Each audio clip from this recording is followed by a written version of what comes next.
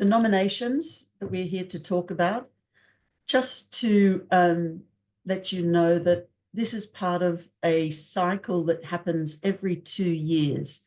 So every 2 years we have nominations and elections, and the aim is to make sure that there's movement of people within our committees. And this nominations process is one of the parts where members have a real role to play in putting people forward. That's us, you know us. And this is our agenda for today. So we'll be talking about the committee structure and IFLA's structure itself, the timeline for the nominations and elections, what the difference is between nominators and nominees, what's on offer in terms of the different committees that are looking for people, the nomination platform, Lydia will take us through that, and then some resources and your questions. And I'd like to acknowledge MLAS, whose slides we used in a different setting, and I've taken some of those. So thank you to MLAS. So broadly, this is how IFLA is organised. We have over 1,000 volunteers working in over 72, I think, different committees.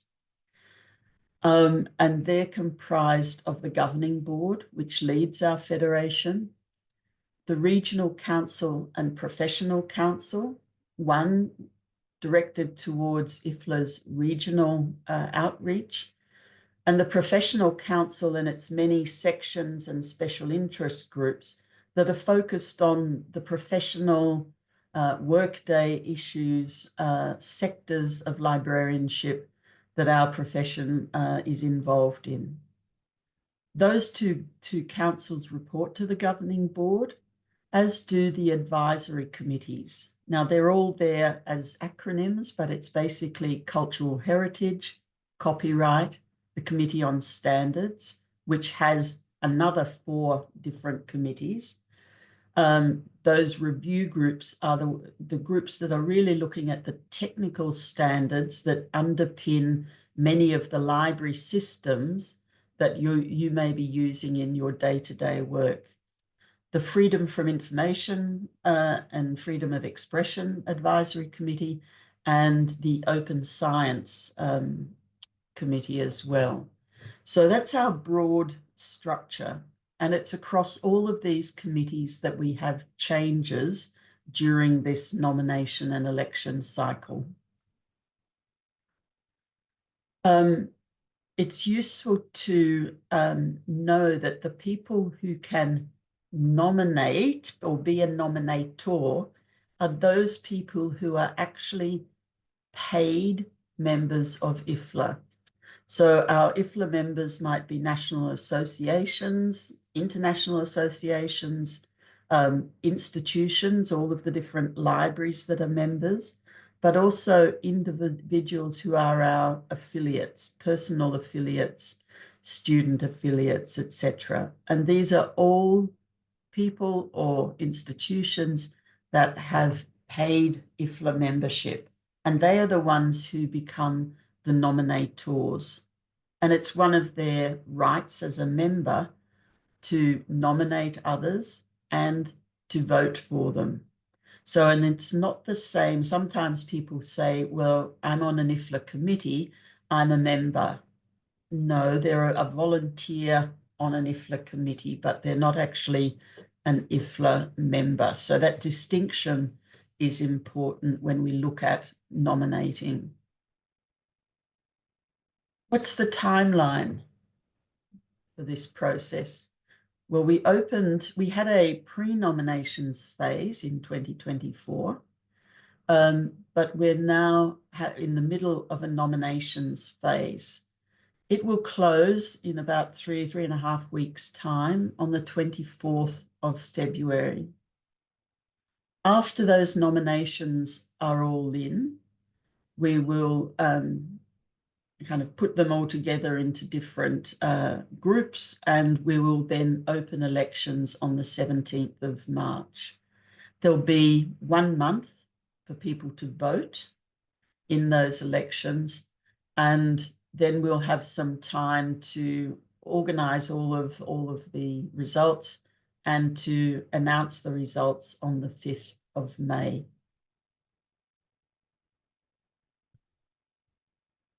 So you think, well, that's a lot, but it's not all, and there's more to come. So as you can see in this graphic, there's the nominations, the elections, but then we also have the nominations and elections of officers. So that's the chairs, secretaries, information coordinators, vice chairs of different committees. And that happens in June and July, so that people can start to meet and get together, the outgoing committees with incoming people, as part of the transition before the conference in Astana in Kazakhstan in August. So we have a transition period, and then from August for around 2 months, a kind of an onboarding where we make sure that everyone knows what committee they're on, what that committee is doing, starts to plan activities for the 2 years ahead. So that's our broad scheme. One of the things it's probably useful to do is to talk about the definitions of 3 key terms. The nominator, so that's an IFLA member, an institution, an association, an affiliate, who has the right to nominate or propose, select candidates for IFLA committees. And they will fill in a nominator form, or they may, in our platform, select candidates that they wish to support. But they also ensure that if they are supporting someone in particular, and they speak to them and say, look, you would be, fantastic on an IFLA committee, they make sure that that person, their nominee, fills in a nominee form. So the nominee, it's the individual who wants to stand for a position on a committee. It could be the president-elect, it could be a member of a section committee, whatever. Everyone has to fill in a nominee form. That is, they give their details, they select the committee they wish to join, and they provide a candidate statement or a motivation statement. Now, nominators won't see those motivation statements at the moment, but if someone has, the next part is a nominator and a matched nominee form, they will go through to the elections. And when we get to the voting, that's when the motivation statement is available to people to read so that they can choose who they wish to vote for. So a nomination, a valid nomination, is a match between a nominator and a nominee form. So both things have to be there. Otherwise, for it to be valid. Otherwise, we could have people who put in a nominee form, but in fact never get nominated. So they just don't go through to elections. So we have to have that match between a nominator saying, yes, I support this candidate, and a nominee who's put in their form. So this graphic just shows part of those processes and the match that we need. And it's available on our election website, and it tells the nominators what they do in different situations.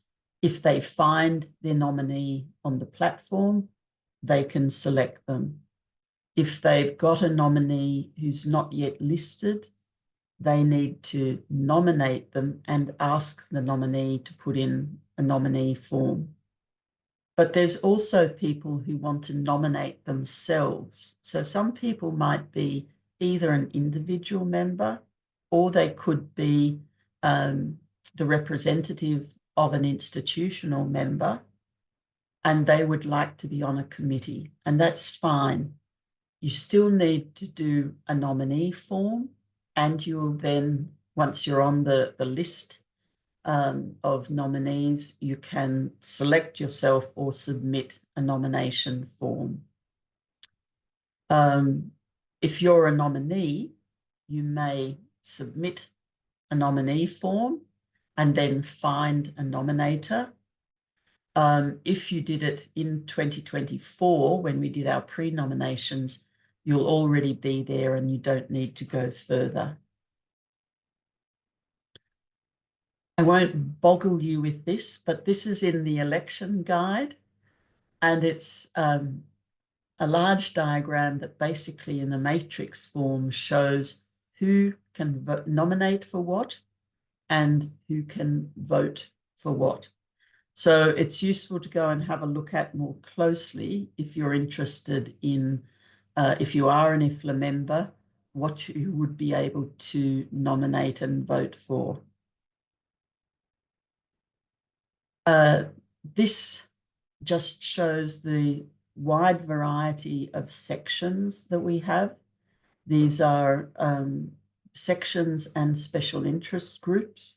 And often a lot of people want to stand for these because they are a particular aspect of the profession that people may be interested in. So you may be very interested in library services to children and young adults. So you'll find a committee for yourself that's focused on that. Or if you're working in art libraries, there's a group for you as well. So IFLA is wide and varied, and there's, I think, almost something for everyone. This diagram or information is also on our website, but I wanted to raise it with you because it shows you what's on offer, in a sense, across the sections. So every section is usually comprised of 20 committee members, and some will go off at a particular time. Committee members can serve 2 years, 2 terms of 4 years, so 8 years in total. But at any point, there are some people leaving the committee, and then there are vacancies. And you can see that in some years, a committee might have a lot of people leaving, or in other years, very few. So if we look at academic and research libraries, they've got 7 members continuing and 13 vacancies. So those vacancies include people who've done their first term of 4 years and want to stand again. So they actually have to stand again. It's not an automatic extra 4 years. Then you'll see someone like knowledge management, which has 18 people continuing and only 2 vacancies. So the competition for that section is very high. Then you'll have public libraries, 9 people staying on and 11 vacancies. So that just gives you an idea of which sections are looking for people.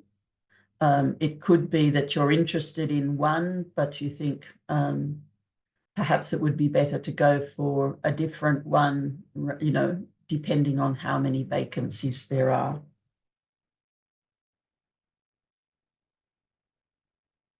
In this particular slide, I'd ask you to look at columns 3 and 4, the nominations required and the candidate statement.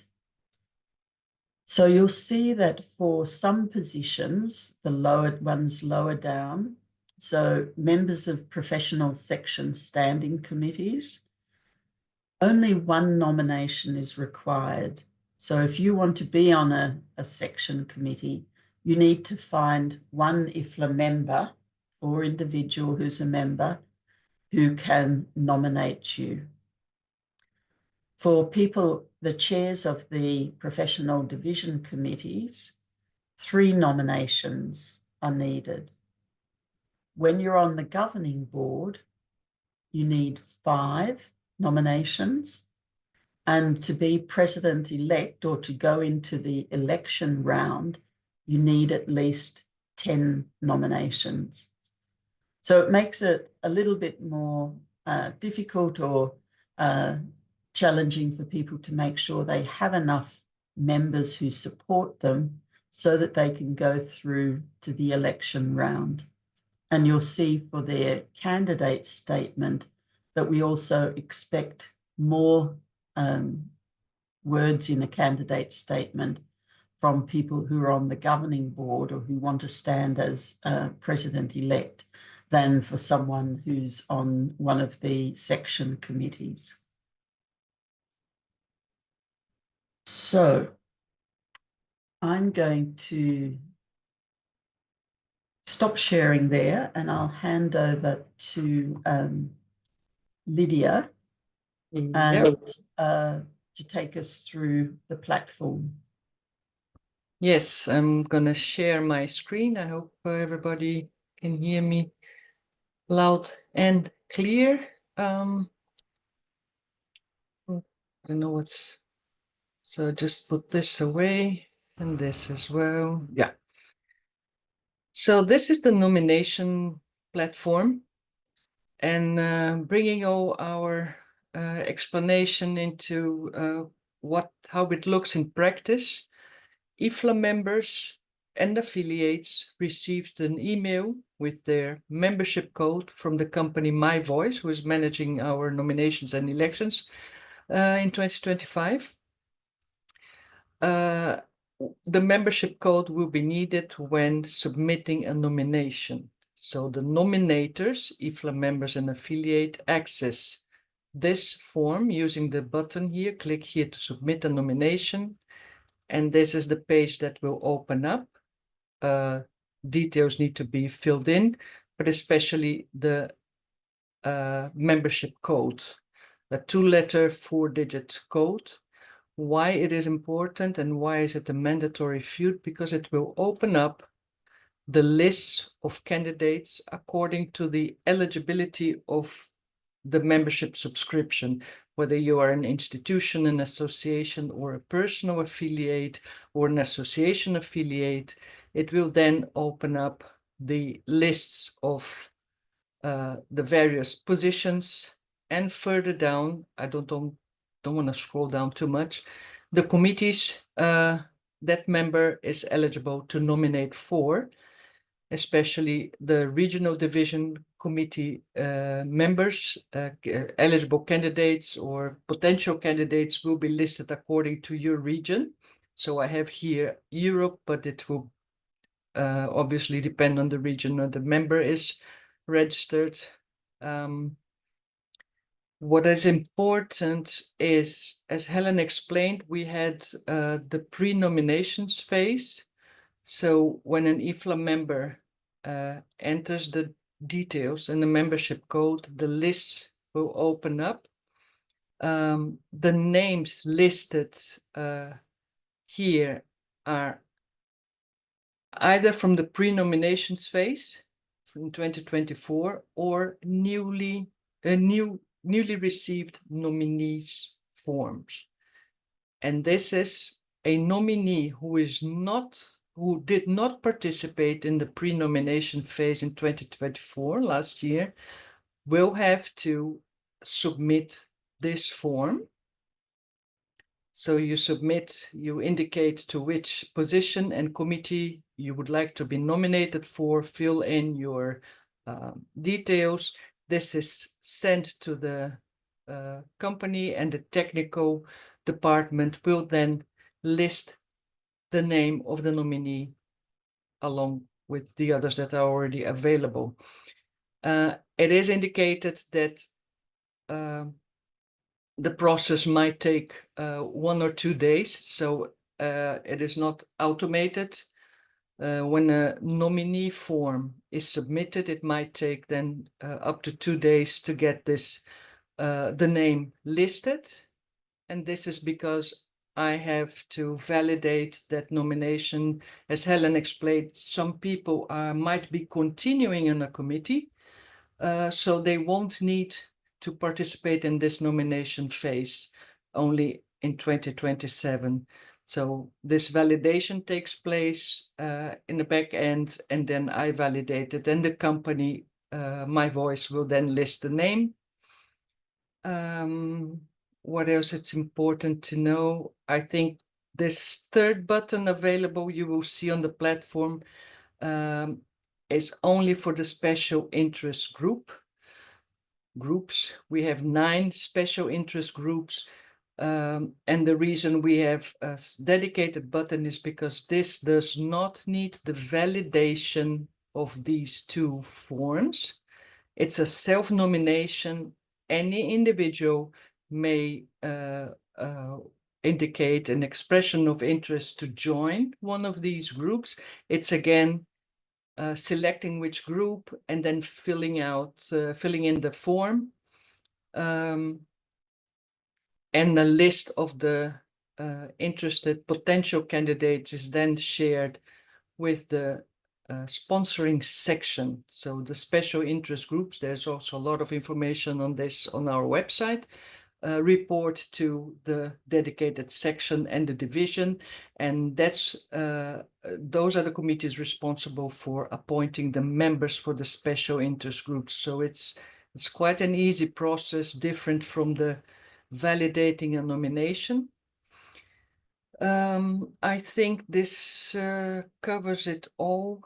If you have any questions regarding the nominator, the nominees, the forms, or any technical issues, just please drop me an email and I will get back to you as soon as possible. And I think I have covered this, Helen. I'll give Thank it you very over much, to you.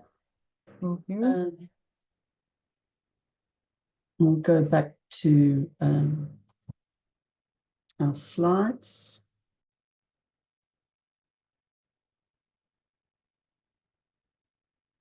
So at the bottom of your screen, as we said, there is a resources button, and we've put in there links to the IFLA Elections website, which has a lot of different information on it. There's access to the platform if you need it, the list of section vacancies, and there's a very good FAQ, frequently asked questions.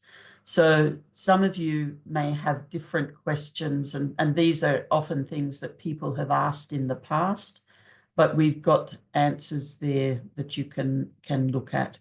And if you want to know anything and everything about the elections and nominations, there's the 2025 guide, which goes into everything in great detail.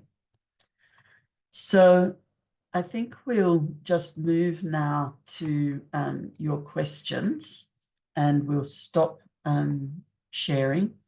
You can put your questions in chat or in the Q&A, or if you like, we can also, if you ask in the chat, we can open up your channel so that you can speak as well. But let's see if we've managed to answer everything, or if anyone has any questions that aren't clear. I don't see yet. I don't see any questions. They might still come in. We did have this session yesterday, and I'm just trying to think of some of the things that people were asking about yesterday.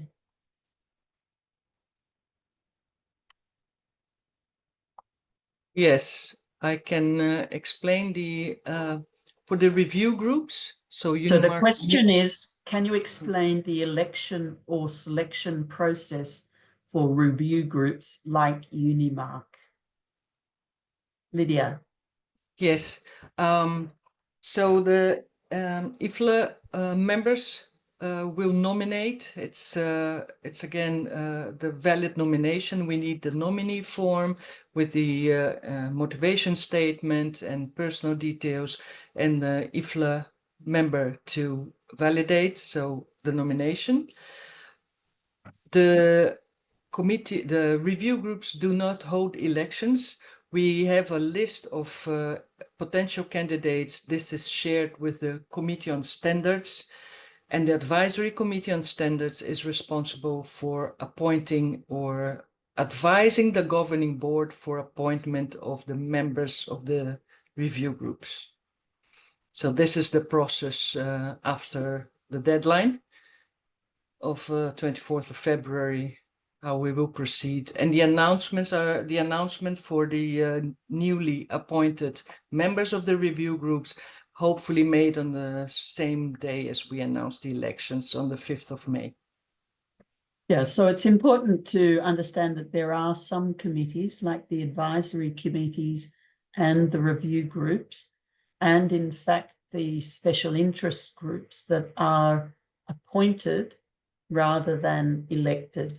So the governing board for the advisory committees will look at those people who have stood for a member of an advisory committee or the chair, and will make an appointment. They will kind of discuss each of the candidates and think who do they want to be on those advisory committees.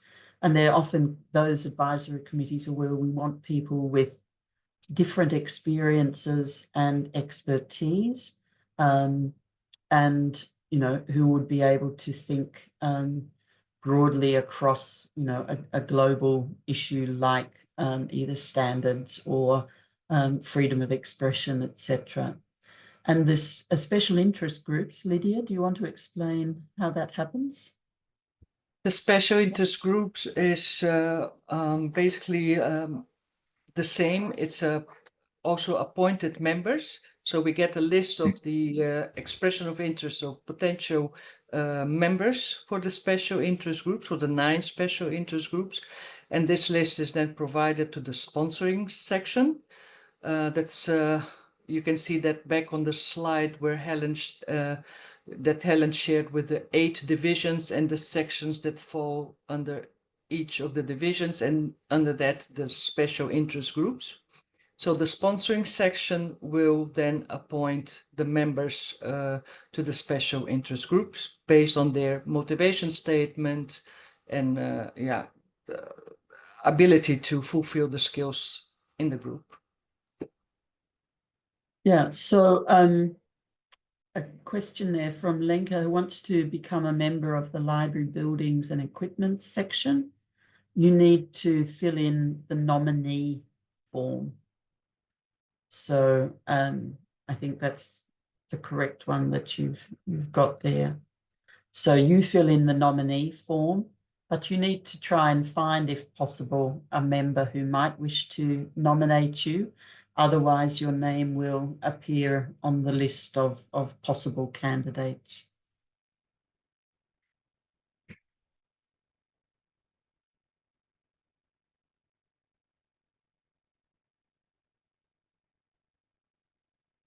Are there any other questions?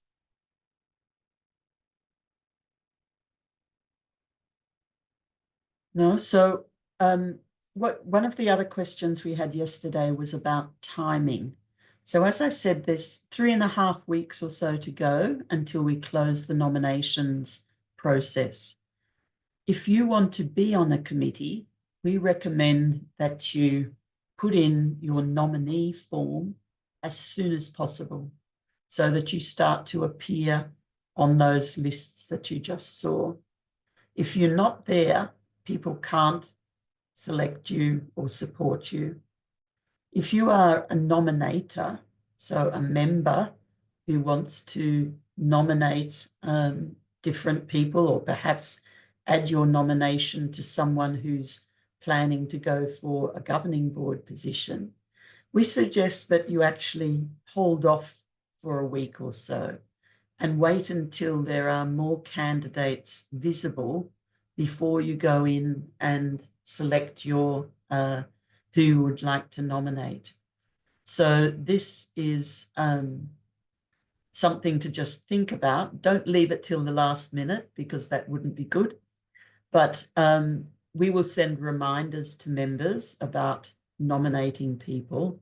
But we would also say, give it another week or so to see who gets onto the lists and then go in and do your nominations. So I there's a see. question. Oh, yeah. Is it acceptable for a nominee to fill in a nominee form before nomination? Yes, absolutely. Do your nominee form, and then it's great if nominees try and find a nominator, someone who'll say, yes, I'd be happy to support you. I'll go in and do that. And you can also, if you are a candidate and have difficulty finding a nominator, particularly for a section, you can contact the chair of the section and they will help put you in touch with a nominator. Yeah, I think this also reminds me of a question from yesterday, Helen. The question was, does my employer need to be a member of IFLA, or do I have to be employed by an IFLA member, better saying? No, anyone can serve on an IFLA committee or be a candidate for a position. Volunteering on IFLA's committee or position is on a personal basis.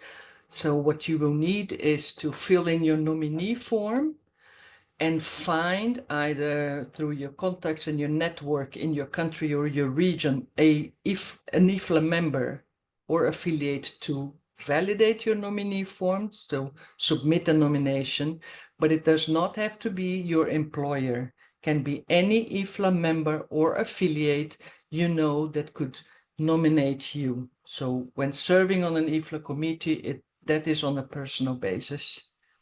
Yeah, so sometimes people think, or we have institutions that say, oh, we had someone working for us who was on an IFLA committee. Can we replace them? And the answer is unfortunately no, because that person wasn't on the IFLA committee as a representative of that institution or organization. They were there, once they were elected, they're there in their own right. So they're elected as an individual based on their experience and expertise, rather than as a representative of an institution. So there's another question. Is there a list available to see who would be able to be a nominator for a certain section? Unfortunately, we don't make those lists available because of GDPR and privacy reasons. But as I said, if you want to perhaps join the Academic and Research Libraries section, please get in contact with the chair because they have the information and they can help put you in touch with nominators for that section. And I think that's probably something else to realize is not every member can nominate for every committee. So the only people who can be nominators for the Academic and Research Committee, for the Academic and Research Libraries Committee, are those members who have registered for that particular section. So that's every member when they join can register for various sections. So if they've chosen that section, they'll be able to register for it. So please get in touch with the chair or secretary of the section that you're interested in order to find a nomination, a nominator. Okay.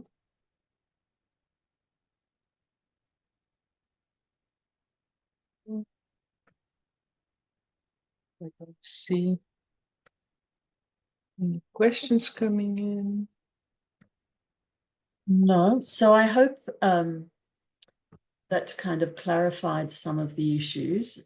It is quite a complex process because it's so large and wide.